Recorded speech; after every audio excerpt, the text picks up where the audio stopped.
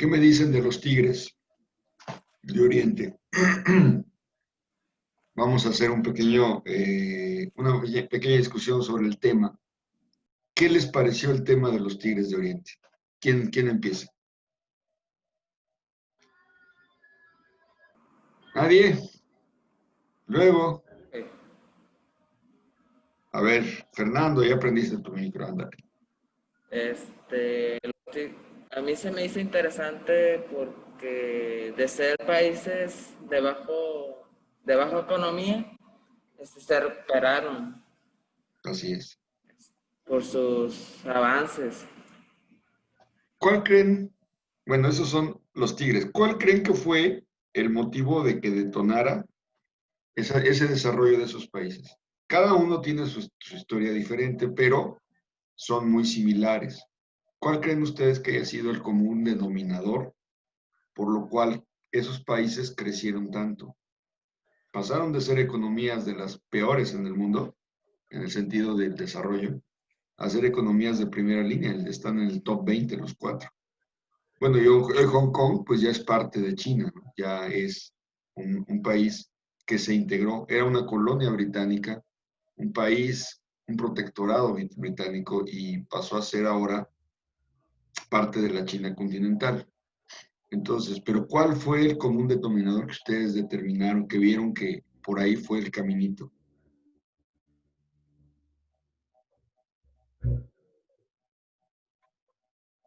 Luis, ¿alguna idea? Jeremy, sí hicieron su tarea, ¿verdad? Sí leyeron el paper de Ah, Hong Kong. pues que dejaron la agricultura a un lado, ¿no? Ajá, dejaron la Y que, agricultura a y un lado.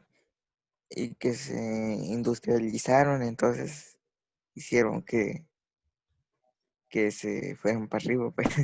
Sí, y además, ¿qué otro? Sí, estoy completamente de acuerdo contigo. La economía, de ser economías agrícolas, pasaron a ser economías manufactureras. Hasta ahí, muy bien. Pero ¿qué otro factor influyó en ese crecimiento tan explosivo? Porque en 4 décadas, 5 a lo sumo, son economías verdaderamente dominantes. Ahí hay varios factores que a lo mejor el paper no lo dice completo. Permítanme, creo que me están hablando del grupo. No es lo de que decía ahí que de que pagaban poco y luego, ¿qué me decía? Mucho, a ver, espérame. Sí,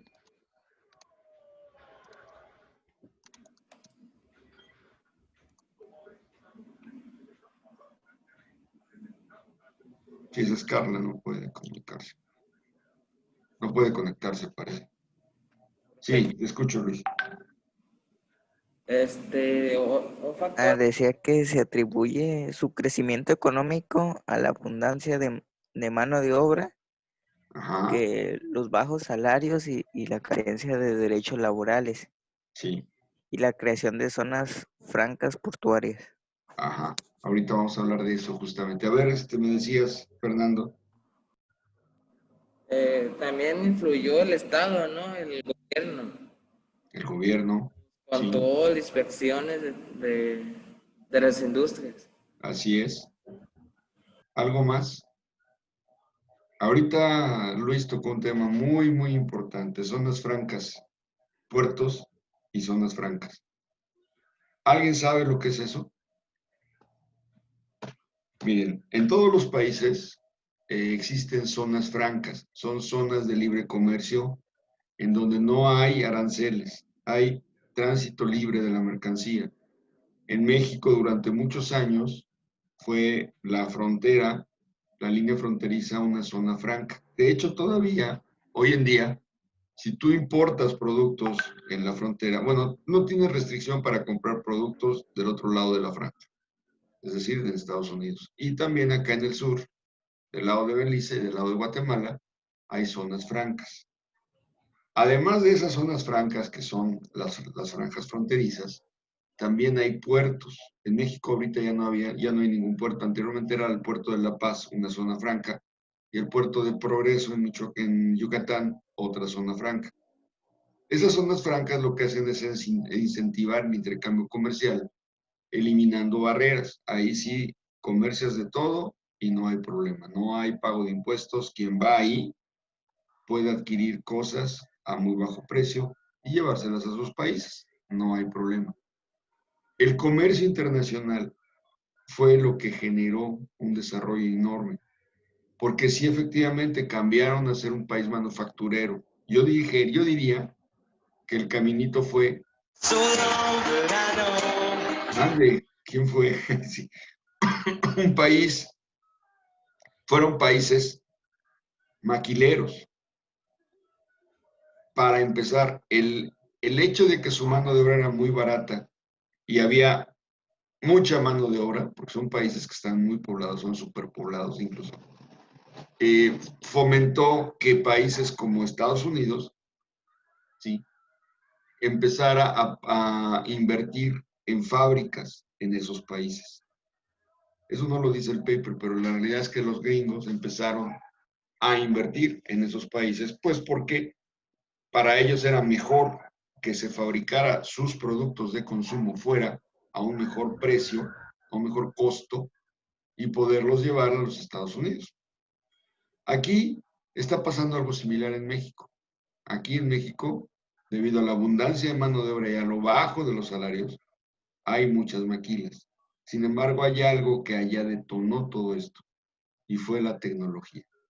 La tecnología que ellos adquirieron de esos maquileros, de esas personas que les llevaron el producto a fabricar allá, y ellos fueron aprendiendo y después se convirtieron ellos en independientes. Ahorita ya no hacen maquila.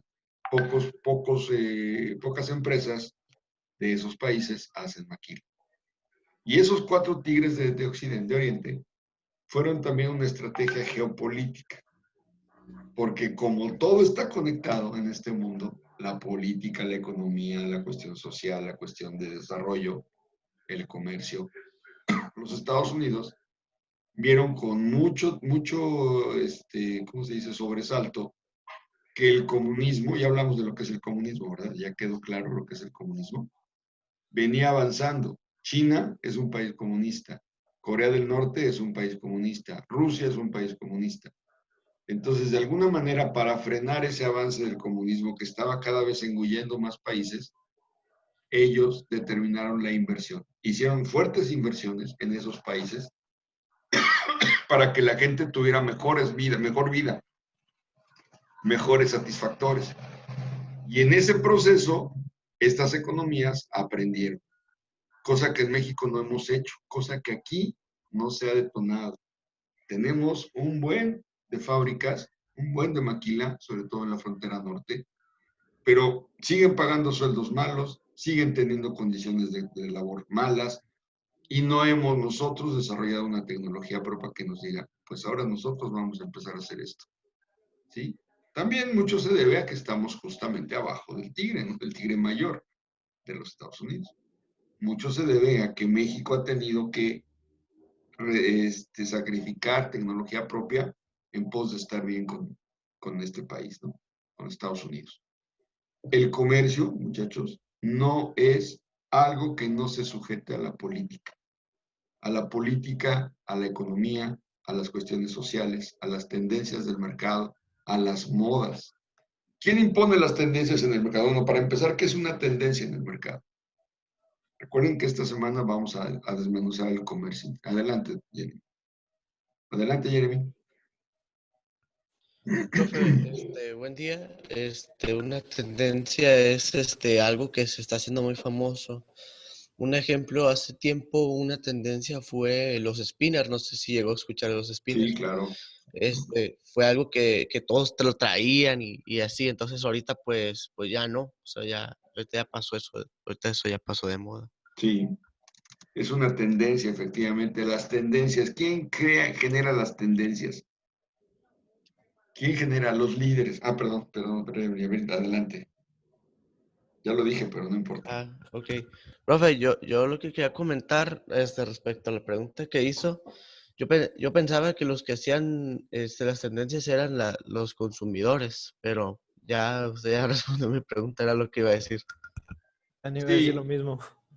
sí, los consumidores, pero van impulsados hay un impulso. Las propias marcas líderes son las que van generando tendencia. Hoy en día el comercio está tan sofisticado.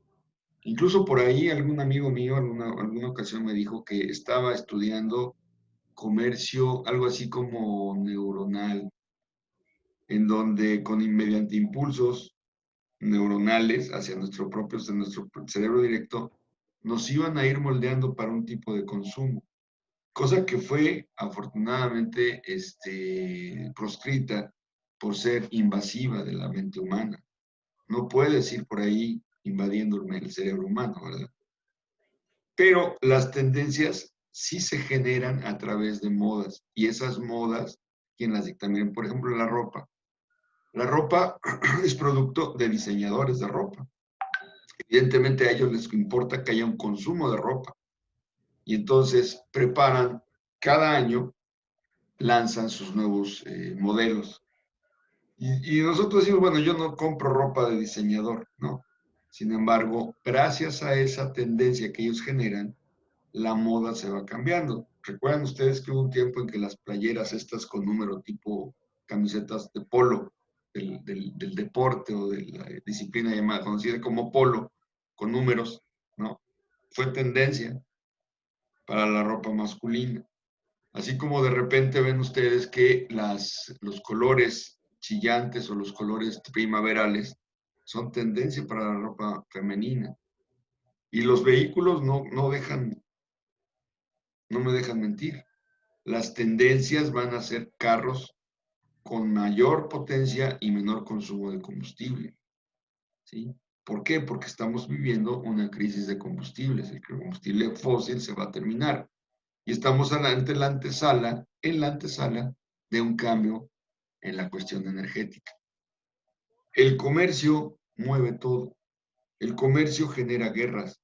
El comercio hace que los países muy pobres se desarrollen de acuerdo a, siempre y cuando haya un crecimiento ordenado y no ideas que de repente pues ya son obsoletas, ¿no? Ayer platicábamos de lo obsoleto que es la política de este gobierno, queriendo regresarnos al pasado, cuando en realidad pues estamos viviendo un presente distinto. Vemos que todos los países están avanzando en la generación de energía limpia, todos los países están avanzando en ciertas tendencias y nosotros queremos regresar a las tendencias del pasado. Las tendencias son modas. Sí, adelante, Jeremy. Sí, y ya ve que hace poquito querían quitar las energías renovables, las querían hacer que nomás, que allá fuera, pues, lo normal, lo tradicional, ¿verdad? Lo de siempre. Y no Sí, querían entrar a las energías renovables, con un entonces, costo, un sobrecosto a quien genera energía. Porque y eso, todos dígame. nosotros, perdón, No, siga, escúchame. profe, lo escucho. Sí, todos nosotros, ¿sabían ustedes que podemos generar energía limpia? Podríamos alimentar de electricidad nuestras casas a través del uso de energía fotovoltaica, de generación de energía fotovoltaica, las famosas celdas solares. Y entonces nosotros podríamos ser productores y venderle al Estado, a la Comisión Federal de Electricidad, venderle nuestro excedente. ¿Sí? Eso es alguna tendencia mundial y México empezó a hacerlo, pero de repente este año, o no, el año pasado, a finales del año, quisieron ponerle sobreprecios a la generación de energía, que no fuera conveniente que la gente generara su propia energía. Y las empresas que también generan energía, muchas de las empresas ya no están dependiendo de la red de Comisión Federal, ya tienen su propia generación de energía a través de reactores, de combustión, de solar, a través de, ¿cómo le llaman? Ventiladores eólicos, estos que parecen como, ¿se acuerdan? Reguiletes, ¿no? Cuando éramos niños jugábamos con reguiletes, ¿se acuerdan? Les ha de haber tocado. Pues era una cosa similar, está generando también energía, los famosos campos de reguiletes solares, reguiletes de aire, reguiletes eólicos, generadores de energía. Y hay muchas formas de hacerla. En alguna ocasión, fíjense nada más hasta dónde llega la tecnología. Una persona conocida mía, un amigo, muy buen amigo, por cierto, me ofreció que vendiéramos aquí a los municipios fuentes de energía limpia. ¿Saben lo que es un reactor? Un reactor es un aditamento al que le pones algo, algún tipo de combustible y comburentes. El comburente es lo que se quema, perdón, el comburente es el que promueve la flama, el combustible es el que se quema para que haya flama. Si, por ejemplo, el aire es comburente y el combustible, pues es lo que se quema, puede ser papel, madera, qué sé yo. Me ofrecían que tratáramos de vender un reactor que era capaz de generar energía para alumbrar Comala, del tamaño de un tambo de 200 litros. Y lo que se requería era un terreno de 200 metros cuadrados, que pues es un terreno casero. Las casas de Villiscali tienen eso. Las casas nuevas de Infonavit ya no tanto, pero no tienen esos 200 metros. Pero bueno, un terreno que no es oneroso. Ni siquiera necesitaba tener electricidad, solamente necesitaba tener agua. Y el acopio de la basura no orgánica, la basura que es la más difícil de que se reintegre en medio ambiente. Entonces cumplía dos funciones esta plantita generadora de energía. Por un lado, generar energía y por otro lado, quemar basura. El combustible, muchachos, era la basura. Y es tecnología china, no es tecnología mexicana, desafortunadamente. Mejorada, sí. Mejorada por mexicanos, que también es loable. Los chinos y los japoneses así empezaron. Recuerdo mucho una anécdota que nos platicaba un profesor de comercio sobre un barco. Ustedes saben que, bueno, no sé si sepan, pero les voy a comentar.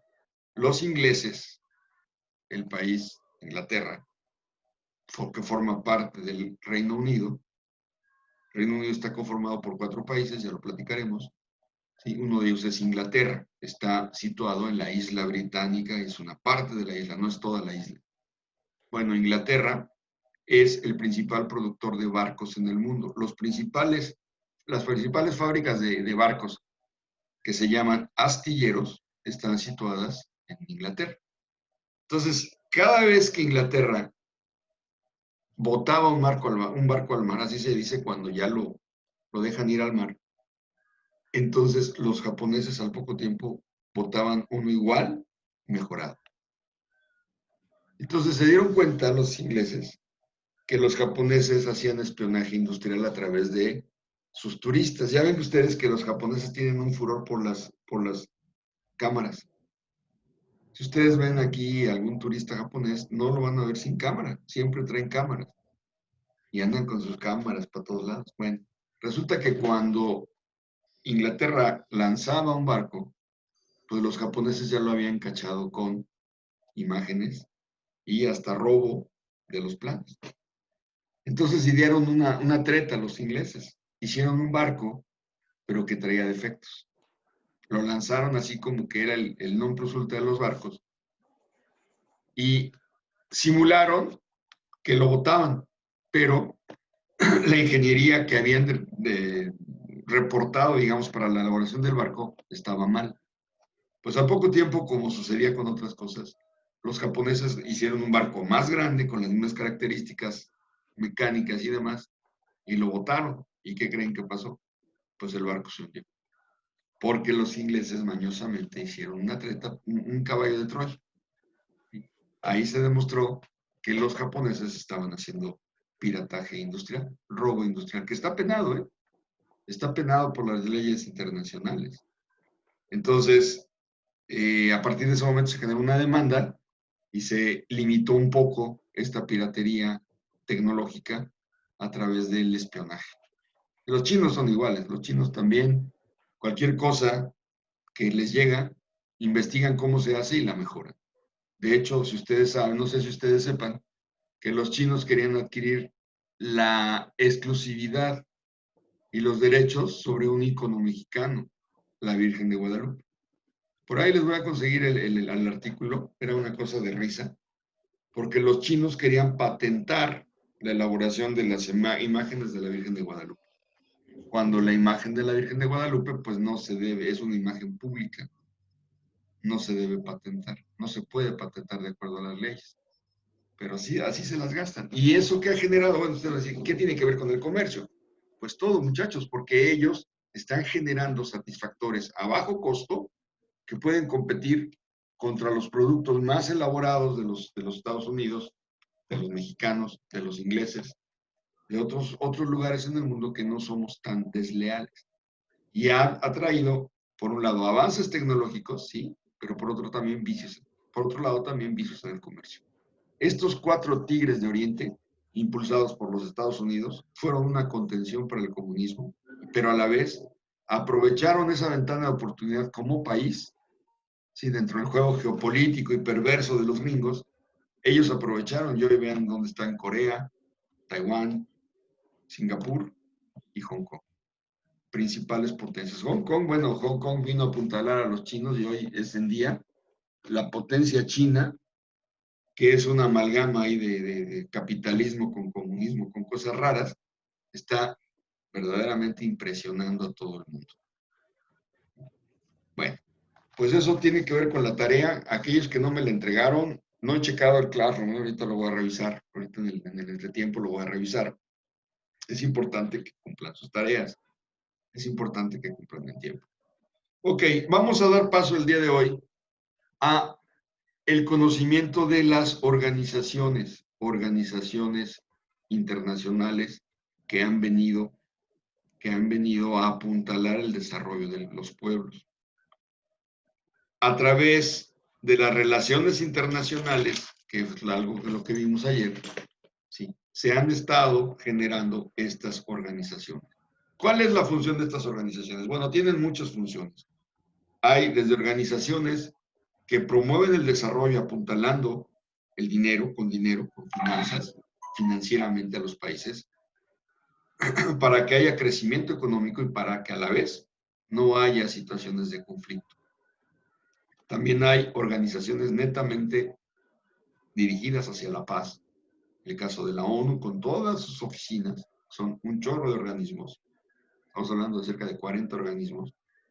Y desde luego también hay organismos que hacen promoción de un comercio libre y sano entre los países. Y hay algunas situaciones, algunas explicaciones de por qué el comercio debe ser justo, y hay algo que se conoce como la cláusula de la nación más favorecida, que lo vamos a ver el día de mañana, cuando veamos ya las tendencias, las doctrinas económicas en torno al comercio, ¿sí?, las tendencias del comercio. Ok. El día de hoy le toca el turno a las organizaciones que nos ayudan, que han venido, o entre otras, como les decía, a promover el negocio, a promover el comercio, otras a hacer otro tipo de cosas. Y vamos a utilizar estas láminas que voy a poner en este momento para ir platicando de esas organizaciones. Por principio de cuentas, todos ustedes, creo que todos, saben lo que es la ONU. ¿Qué es la ONU? Adelante.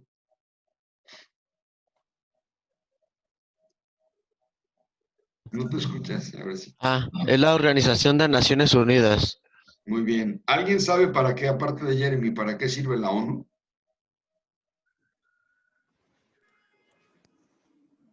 Escucho, Fer. Sirve para controlar la paz y estrategias entre los países. Muy bien. Luis, ¿tú qué querías decir algo? Adelante, no te inhibas.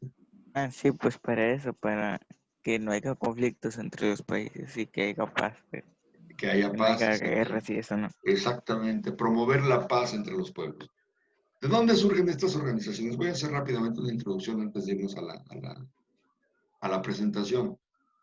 Bueno, ustedes saben, ya lo hemos platicado hasta el cansancio. En el siglo XX, por allá en 1938-39, dio inicio uno de los conflictos más graves que ha tenido la humanidad, la Segunda Guerra Mundial.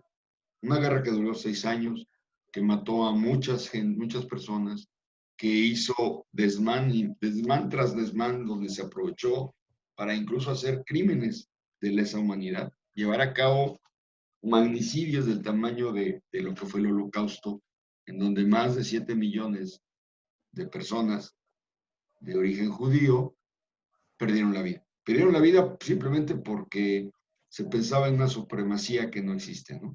Hoy está comprobado que los pueblos y los hombres somos iguales. Que tenemos diferencias en el desarrollo económico, sí, pero que en general la misma sangre que fluye por los cuerpos de los blancos fluye por los cuerpos de los negros, y no se diga de los latinos, ¿no? La sangre es roja y tenemos muchas cuestiones en común.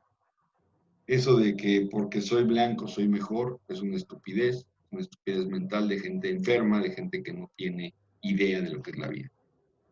Y lo digo porque todavía hoy en día hay seguidores, ¿no? Vean lo que está pasando en Estados Unidos con un presidente que le encanta hablar de la supremacía blanca.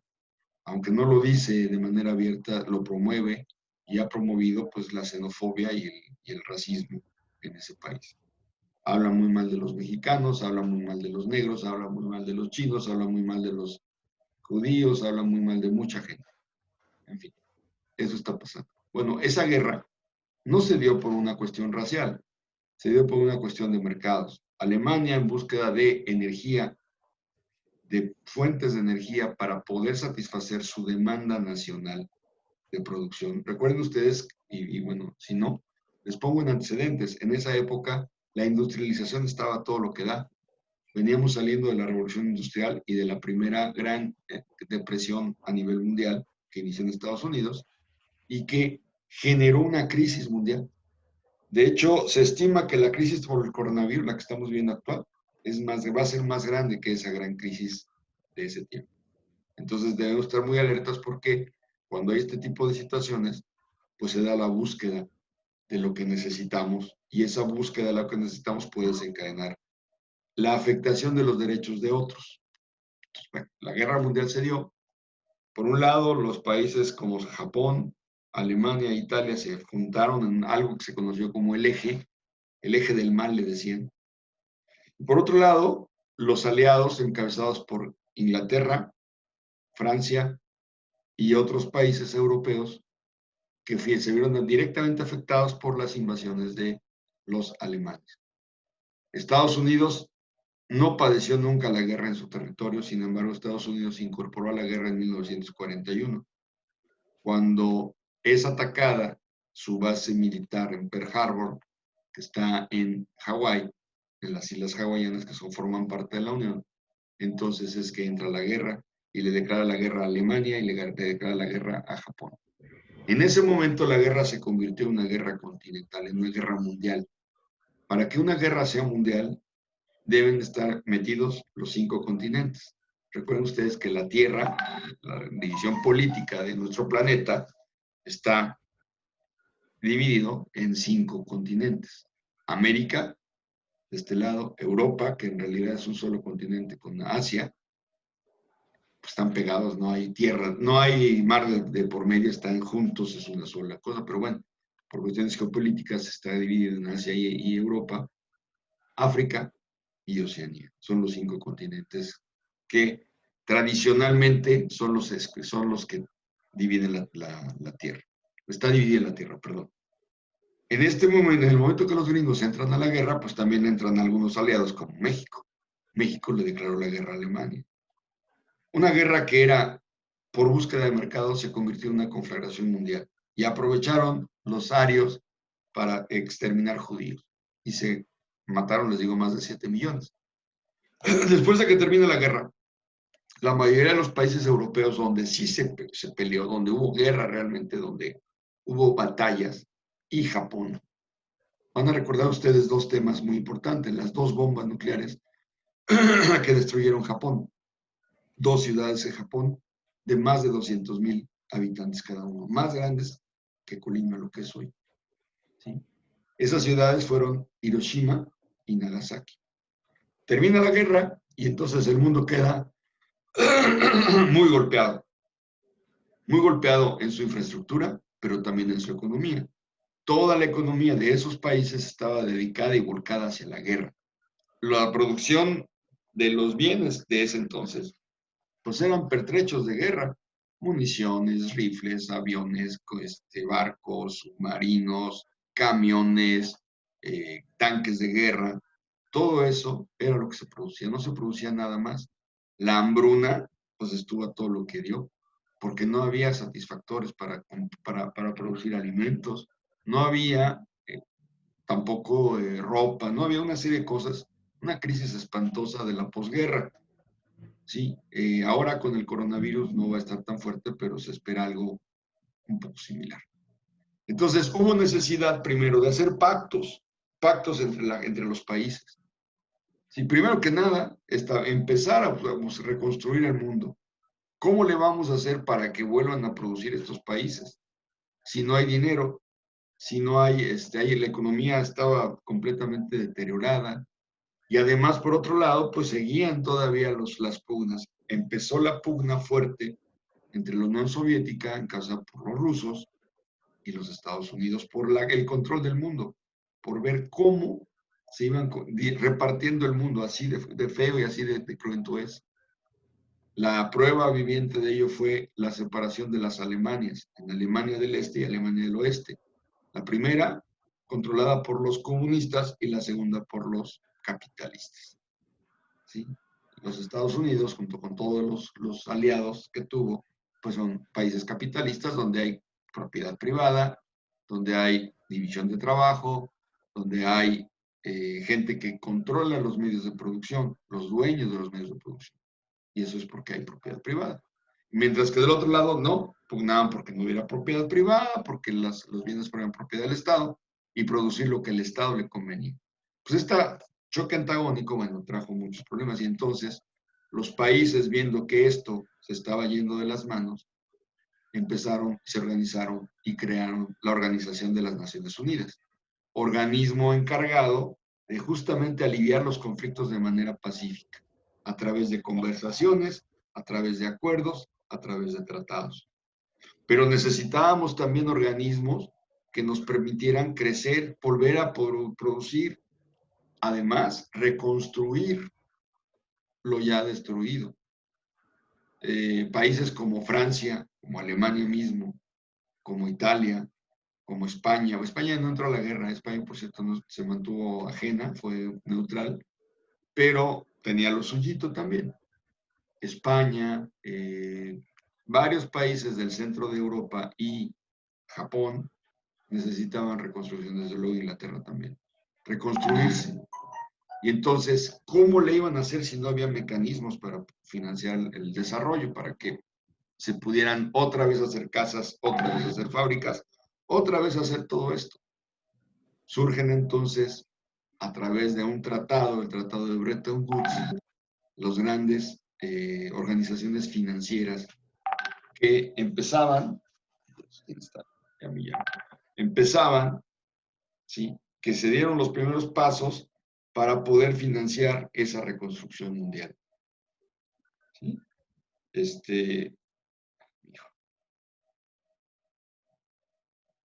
Déjame. Es mi hijo que va a entrar a una maestría y ahorita me está dando lata con unos documentos que yo tengo. Espera, estoy dando clases. ¿Sí? Entonces, surgen estos pilares económicos del mundo. Y por otro lado, como bien les decía, el comercio tenía problemas y es motivo de discordia.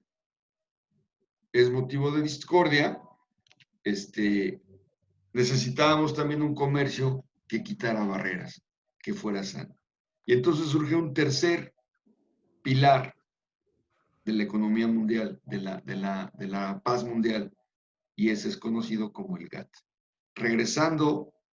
Vamos a regresar a las 8:05, para ir corriendo ya las clases. Vamos a trabajar sobre esto que les estoy diciendo. Por lo pronto, les voy a enviar un enlace ahorita al WhatsApp para que en estos minutos aprovechen para ver este video de lo que es Bretton Woods y dos de los organismos mundiales que apuntalaron el desarrollo, el Banco Mundial y el Fondo Monetario Internacional, para después ver lo demás, ¿ok? Entonces, les envío el video por WhatsApp, ¿lo ven? ¿Qué van a hacer? Verlo, tomar notas y lo vamos a discutir regresando. A las 8:05 es el siguiente enlace, mientras vean el video, ¿sí? Tómense, relájense, tomen sus notas y a las 8:05 nos volvemos a enlazar. ¿Alguna duda o pregunta, comentario? ¿No? ¿Jennifer? ¿Cómo estás, No. Jennifer? Muy bien. Bien. Pedro, hagan el favor de prender sus cámaras para la foto de hoy. La primera foto.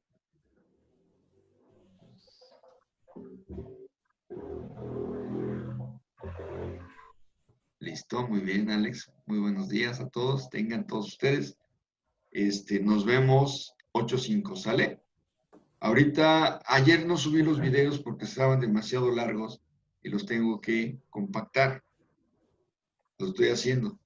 Lo que pasa es que son procesos medio lentones.